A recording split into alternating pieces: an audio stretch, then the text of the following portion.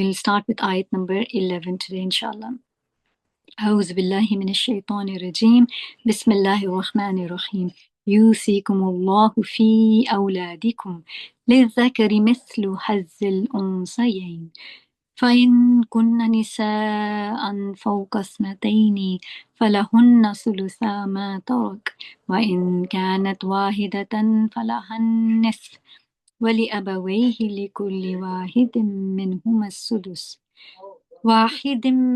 السدس مما ترك إن كان له ولد فإن لم يكن له ولد وورثه أبواه فلأمه الثلث فإن كان له إخوة فلأمه السدس من بعد وصية يوصي بها أو دين آباؤكم وأبناؤكم لا تدرون أيهم أقرب لكم نفعا فريضة من الله إن الله كان عليما حكيما ولكم نصف ما ترك أزواجكم إن لم يكن لهن ولد فإن كان لهن ولد فلكم الربع مما تركن من بعد وصية يوصين بها أو دين ولهن الربع مما تركتم إن لم يكن لكم ولد فإن كان لكم ولد فلهن الثمن مما تركتم من بعد وصية توصون بها أو دين وإن كان رجل يورث كلالة أو امرأة وله أخ أو أخت فلكل واحد منهما السدس فإن كانوا أكثر من ذلك فهم شركاء في الثلث من بعد وصية يوصى بها أو دين غير مضار وصية من الله والله عليم حليم تلك حدود الله ومن يطع الله ورسوله يدخله جنات تجري من تحتها الأنهار خالدين فيها وذلك الفوز العظيم ومن يعص الله ورسوله ويتعد حدوده يدخله نارا خالدا فيها وله عذاب مهين صدق الله العظيم. So today we start with ayat number 11, inshallah. May Allah subhanahu wa ta'ala enable us to fulfill the due right. Now remember, these are the inheritance rights, the calculations. So I will be reading as it is written, because when it comes to the calculations, one should go to the scholars. So I'll be reading as it is written in the tafsir of Ibn Kathir. Now, after speaking about the orphans, here Allah subhanahu wa ta'ala says, Allah instructs you concerning your children. So before, when Allah gave the right of inheritance to girl, to a daughter, now Allah subhanahu wa ta'ala further clarifies. Allah instructs you concerning your children for the male what is equal to the share of two females. But if there are only daughters, two or more, for them is 2/3 of one estate. And if there is only one, for her is half, and for one's parents, to each one of them is 1/6 of his estate. If he left children, but if he had no children, and the parents alone inherit from him, then for his mother is 1/3. And if he had brothers or sisters, for his mother is 1/6. After any will he may have made or death, your parents or your children, you know not which of them are nearest to you in benefit. These shares are an obligation imposed by Allah. Indeed, Allah is ever knowing and wise. Subhanallah. Now, something about learning the various shares of the inheritance is encouraged. The following and the last honorable ayah in this surah contains the knowledge of al-faraid, which is inheritance. The knowledge of al-faraid is derived from these three ayahs and from the hadith on which on this subject which explain them. Learning this knowledge is encouraged, especially the specific things mentioned in the ayah. So one should know this ilm al-faraid, because according to Ibn Uyayna said, knowledge of al-faraid was called half of knowledge because it affects all people. It's very important. It's compulsory. It's a fard knowing them. But in a society, if a few people know, it is sufficient, inshallah. But there should be individuals in the society who know the ilm al-faraid, which is the knowledge of inheritance. Because if one does not know the right division of inheritance, that is wrong. Reason behind revealing ayat number 11 in Surah Nisa. Hadith from Jabir concerning the reason behind revealing ayah Ahmad recorded from Jabir that he said, the wife of Sa'ad bin Rabi came to Allah's Messenger sallallahu alaihi wasallam and said to him, O Allah's Messenger, these are the two daughters of Sa'ad bin Rabi, who was killed as a martyr at Uhud.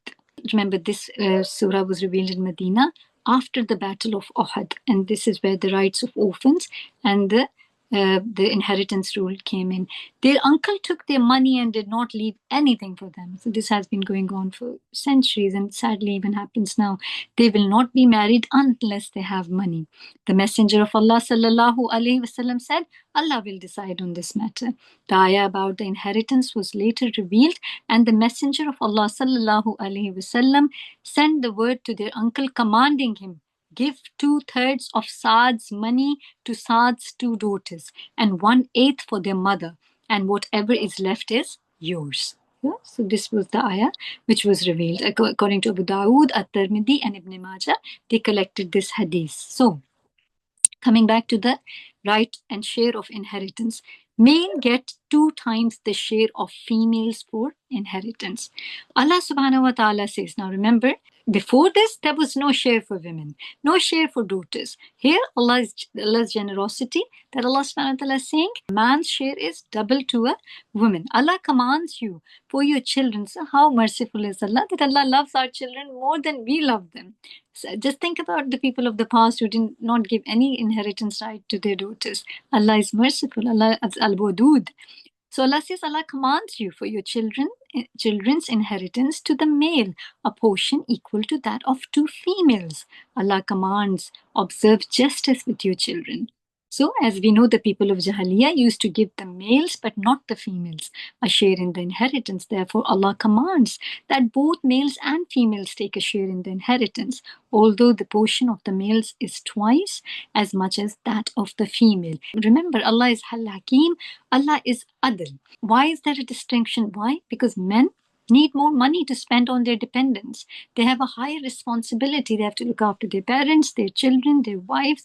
They have more dependents, commercial transactions, work, and fulfilling their obligations as compared to a female. Men get twice the portion of the inheritance that females get, and Allah is Al-Hakim.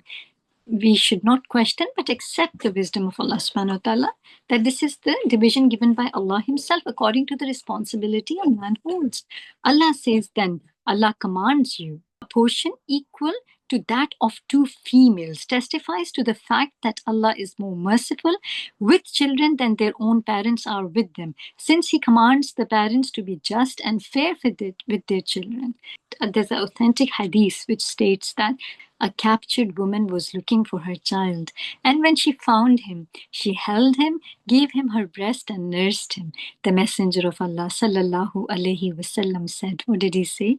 Do you think that this woman would willingly throw her child in the fire? They said, no, O Messenger of Allah sallallahu alaihi wasallam. As Prophet Muhammad sallallahu alaihi wasallam said, by Allah, Allah is more merciful with His servants than this woman is with her own child. Subhanallah, we can never ever judge or underestimate the mercy of Allah. Wallahi, my dear sisters, never think we are alone or our loved ones are alone, because Allah loves them more than we love them. It is Ar-Rahman, Ar-Rahim, having unshakable iman. May Allah give us that iman, that we are always steady and have faith in Allah's divine wisdom. The hadith compares the mother's love and mercy that Allah is more merciful. Al-Bukhari recorded that Ibn Abbas said, the custom in old days was that the property of the deceased would be inherited by his offspring. As for the parents of the deceased, they would inherit by the will of deceased. Then Allah cancelled whatever He willed from that custom and ordained that the male get twice the amount inherited by the female, and for each parent a sixth of the whole legacy, for the wife an eighth or a fourth, and for the husband a half or a fourth. So before that, parents would only give if a deceased had mentioned in a will. But then this ayah came, and now the parents became automatic part of the inheritance, and they have their share. So this ayah mentions that the share of the females when they are eligible is, Allah subhanahu wa ta'ala said, if only daughters, two or more. So let's say before Allah mentioned one daughter, one son. So the son gets double the share of a daughter. You can write this down. But now Allah says if only daughters, two or more. So you might have 4, 6, 8. What do? Their share is 2/3 of the inheritance. Subhanallah. As for the daughters, two or more, the ruling that they get 2/3 was derived from this ayah, stating that the two sisters get 2/3, then they will half it. We also mentioned the hadith in which the Prophet Muhammad sallallahu alaihi wasallam commanded what we read before, that 2/3 be the share of two daughters of Sa'ad bin Arabi, the hadith which we mentioned before. So this is proven in the book and the Sunnah. The two daughters get 2/3, and they, or two or more, they will divide that 2/3 share amongst them. Then Allah says, وَإِنْ كَانَتْ وَاحِدَةً فَلَهَا النِّصْفُ. Say if you only have one daughter, what would happen then? The share is half. You have no sons, you only have one daughter. If there are two daughters, then there are texts to be proved that their share is half. Therefore, 2/3 is the share to the two daughters or sisters, and Allah knows best. So if you have one daughter, half the share will go to her, the half will go to the brothers and sisters, and so on. Share of the parents in the inheritance. This ayah speaks about the share of the parents as well. As we read, for parents, Allah subhanahu wa ta'ala says a sixth share of inheritance to each, meaning now here it's equal for a father or a mother. If the deceased left children, if no children, then the parents are the only owners, then the mother has a third. If the deceased left brothers or sisters, the mother has a sixth. So this further changes. So what does Allah say? If a sixth of the share of inheritance to mother and father, if the deceased left children, if no children, if they're the only heirs, then the mother has a third. If the deceased left brothers or sisters, the mother has a sixth. So this is further divided again. There are several forms of the share that the parents get in the inheritance. Now, if the deceased left behind children, then it's, as we read, it goes to sixth and so on. When the parents are the only inheritors, the mother gets 1/3, while the father gets the remaining 2/3. In this case, the father's share will be twice the mother's share. If the deceased had a surviving spouse, the spouse gets half in the case of a husband, or a fourth in the case of a surviving wife. In both cases, the mother of the deceased gets 1/3 of the remaining inheritance. This is because the remaining portion of the inheritance is treated just as the entire legacy in regard to the parent's share. Allah has given the mother 1/2 of what the father gets.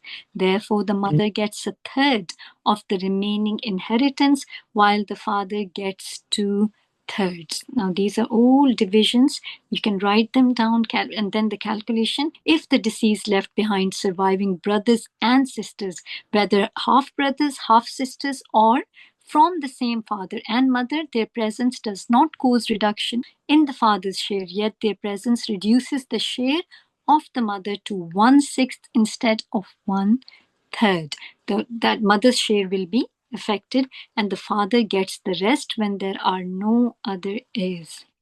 Ibn Abi Hatim recorded that Qatada commented on this ayah that if the deceased left brothers or sisters, the mother has a sixth. Their presence will reduce the share of the mother, but they will not inherit. If there is only one surviving brother, the mother's share will remain 1/3, but her share will be reduced if there is more than one surviving brothers. The people of knowledge attribute this reduction in the mother's share from 1/3 to 1/6 to the fact that the father is the one who helps the brothers and sisters of the deceased get married. So again, the wisdom is clear.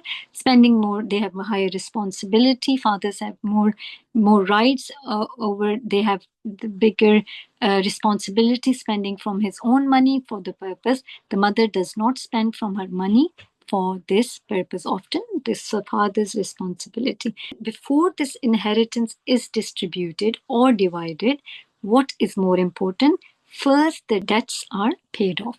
So if anyone has taken money or were in the middle of returning money back, first that has to be cleared, because that becomes very heavy for the deceased. The debts have to be cleared first. The rule, Allah says debts, then the will, then the fixed inheritance.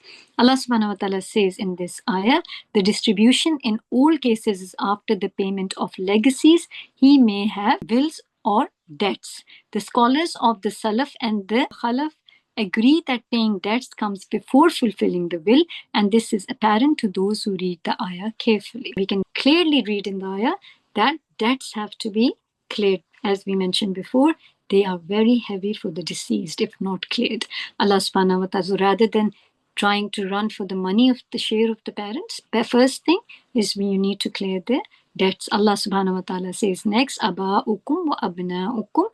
Allah says, you know not which of them, whether your parents or your children, are nearest to you in benefit. Allah says, this ayah means we have appointed a share to the parents and children, contrary to the practice of Jahiliyyah and the early Islamic era, when the inheritance would go to the children and parents get a share only if they were named in the will.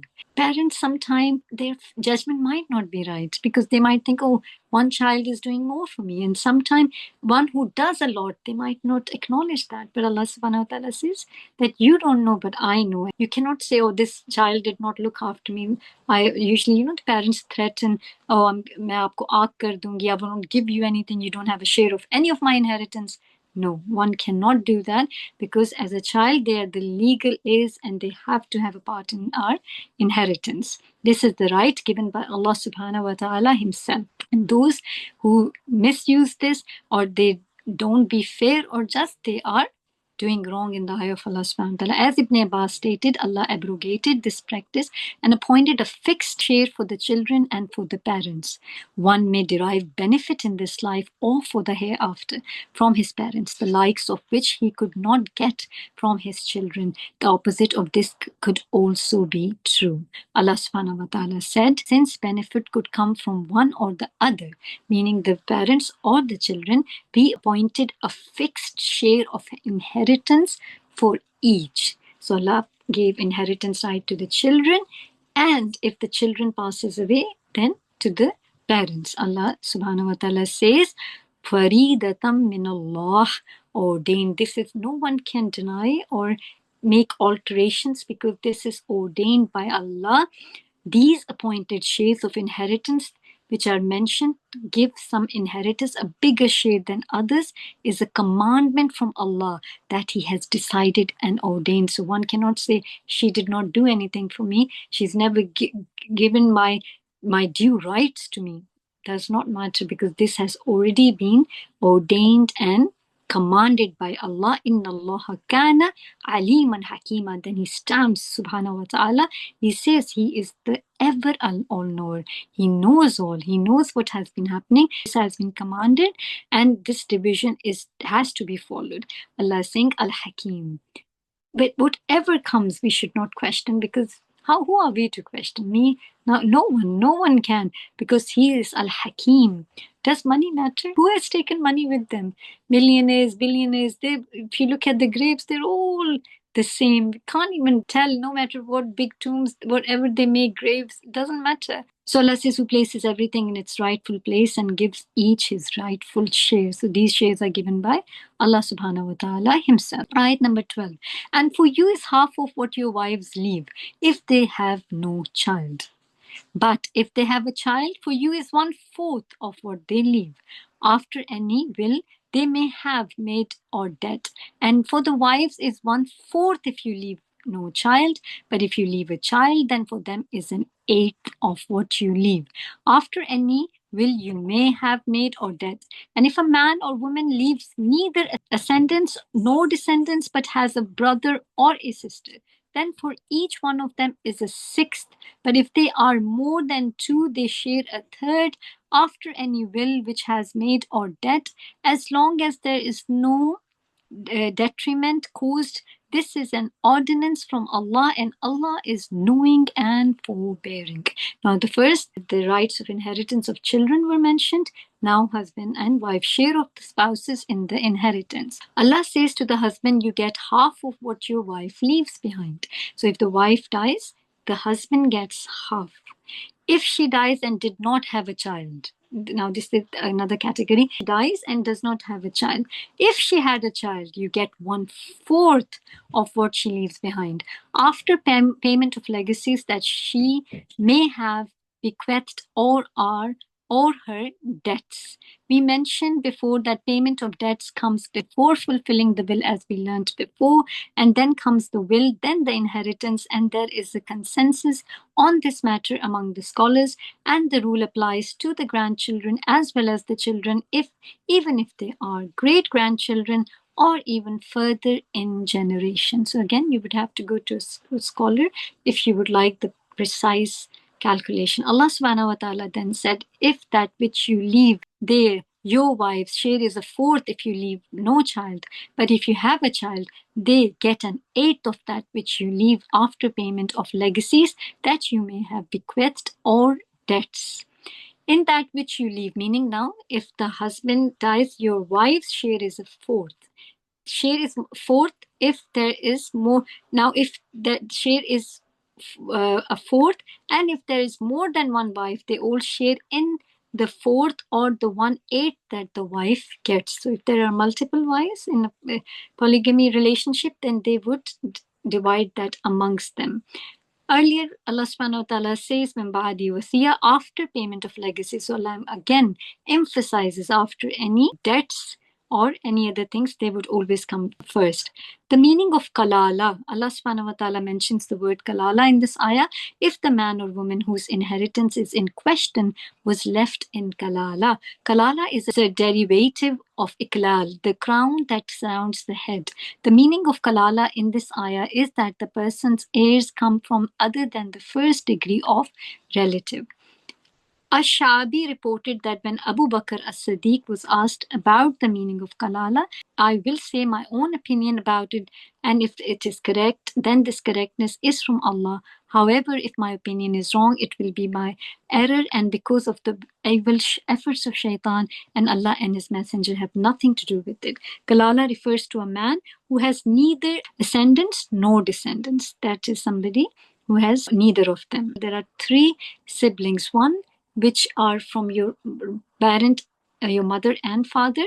Now, one sibling is somebody your mother might have bought them from another marriage, or your father might have bought children from another marriage. So Allah subhanahu wa ta'ala says the ruling concerning children of the mother from other than the deceased father. So Allah subhanahu wa ta'ala says, وَلَهُ أَخُ أو أخت, but has left a brother or a sister, meaning from his mother's side, as some of the Salaf stated, including Sa'ad bin Abi Waqqas. Qatada reported that this is the view of Abu Bakr as-Siddiq. Each one of the two gets a sixth, but if more than two, they share in a third. There is a difference between the half brothers from the mother's side and the rest of the heirs. First, they get a share in the inheritance on account of their mother. Second, the males and females among them get the same share. Third, they only have a share in the inheritance when the deceased's estate is inherited in kalala, for they do not have a share if the deceased has a surviving father, grandfather, child, or grandchild. Fourth, they do not have more than a third, no matter how numerous they were. Again, Allah says, legacies he or she may have, willed or debts, bequeathed or debts, so that no loss is caused to anyone. Means that, which is very clear, that the will and testament will be fair and free of any type of harm without depriving some rightful heirs from all or part of their share or adding to the fixed portion that Allah ordained for some. Indeed, whoever does this will have disputed with Allah concerning his decision and divisions. It's very important to follow these ayahs. These 4 ayahs, books have been written about the right, which are very important to read and know. As we know, this is from Ilm al-Faraid. Books have, as we know, so much has been written about these 4 inheritance verses. Authentic hadith states, Allah has given each his fixed due right. Therefore, there is no will for a rightful inheritor. So there's no will needed because these are already decided by Allah subhanahu wa ta'ala. This is a commandment from Allah, and Allah is ever all-knowing, most forbearing. Again, Allah stamps that Allah's decision is Al-Hakim. He is Alim, He is Al-Hakim, and He knows, and He is the most forbearing. Ayat number 13. These are the limits set by Allah, and whoever obeys Allah and His Messenger will be admitted by Him to gardens in paradise under which rivers flow, abiding eternally therein, and that is the great attainment. Now Allah, after applying and implying the divisions of daughters, sons, then what happens in a marriage if a husband dies or if a wife dies? Now Allah is giving a warning to those who are transgressing the limits of inheritance. Allah says, Tilka hududullah. These are the limits set by Allah. That's it. No ifs and no buts and no whys. Meaning the faraid that Allah set limits. Allah includes that has allocated for the heirs according to the degree of relation they have to the deceased and their degree of dependency on him. Therefore, do not transgress or violate them. So Allah subhanahu wa ta'ala is saying, whoever obeys Allah and His Messenger will obey this regarding the rules of inheritance and does not add or decrease any of these fixed. So no addition, no division either. No tricks, no plots. Nothing. Allah knows. He's As-Sami, Al-Basir. Rather, He gives each appointed share as Allah commanded, ordained, and decided. Then what will be the reward for those? For those lucky ones, those who are looking after the orphans, the rights, the inheritance of the orphans, or the parents who make the right legal wills, and they don't even need the will, but they distribute the money according to these ayahs. Then what is their reward? They'll be admitted to gardens under which rivers flow. And what is the beautiful word which we all love and we wish we will inshallah be there? Khalidina fiha, to abide therein and in forever, and is the great success. So does the money matter? The gold, the materials we have, they're just a test for us. Allah wants to test us, and will we decide according to what our nafs is saying, or do we want a beautiful ending, our deposits in the accounts of our akhirah, inshallah. May Allah not make us short-sighted. I mean, our last ayah today, inshallah, and alhamdulillah, we've completed 1 ruku today. Ayat number 14, and whoever disobeys Allah and His Messenger and transgresses His limits, He will put him into the fire to abide eternally therein, and he will have a humiliating punishment. So first Allah spoke about those who are obedient, those who will be among the Sami'na wa Ata'na, as Allah says in Surah Al-Baqarah. They listen and they obey. They don't question. They don't judge. They don't dispute. Allah has ordained and disputed. Now someone who changes or challenges this, disputes with this judgment, indeed this is a behavior of those who do not agree with what Allah has decided and divided. And this is why Allah punishes them with humiliation in the eternal painful torment. So Allah subhanahu wa ta'ala is saying that those, who are we? Allah He's the most fair. He's Al-Hakim. He's thinking of our children more than that we think of them. He wants the best for the parents and for the children. Allah says, you don't know who will be more beneficial for you. And there's a beautiful hadith, Imam Ahmad recorded, that Abu Huraira said that Messenger sallallahu alaihi wasallam said, a man might perform the actions of righteous people for 70 years, but when it is time to compile his will, he commits injustice. So his final work will be his worst, and thus enters the fire. Sadly, all those who are unjustly dealing with orphans, money, properties, inheritance, or even they're making their own wills. They're not making in the right way. They might be praying 5 times a day, done multiple Hajj, done so much good. But when it comes to making a will or leaving for their children, they don't make a fair judgment. And we see this within our families and societies. May Allah protect us and save us all. This hadith emphasizes on that all the good is wasted. And on the other side, a man might perform the deeds of evil people for 70 years, yet he is fair in his will, so his final work will be his best, and he thus enters paradise. Subhanallah. Just imagine, look at this evaluation. Somebody who has done good for righteous deeds for 70 years, my dear sisters. Not for 7 hours, not for 7 months. This is such a major sin. But he compiled his will in injustice. His final work will be his worst, and that will become a reason for him to enter the hellfire. And on contrary, a man might perform the deeds of evil people, done all wrong in our eye. Somebody who's sinning might not be practicing Islam, doing all those wrong things, yet he's fair in his will, so his final work will be his best, and he thus enters paradise. Small action. This is not small, it's very big in the eye of Allah subhanahu wa ta'ala, yet people take it very lightly. They think, Alhamdulillah, I've done all my fundamentals, all what I'm supposed to do.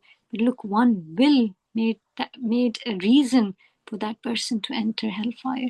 These are things which we would never know until we read the Quran with meaning, having the true understanding, having the right knowledge of inheritance is something which is very important and needs to be taught to families, to communities. May Allah subhanahu wa ta'ala give us beneficial knowledge, and may Allah give us the right wisdom and understanding to do act accordingly. Ameen ya Rabbil Alameen.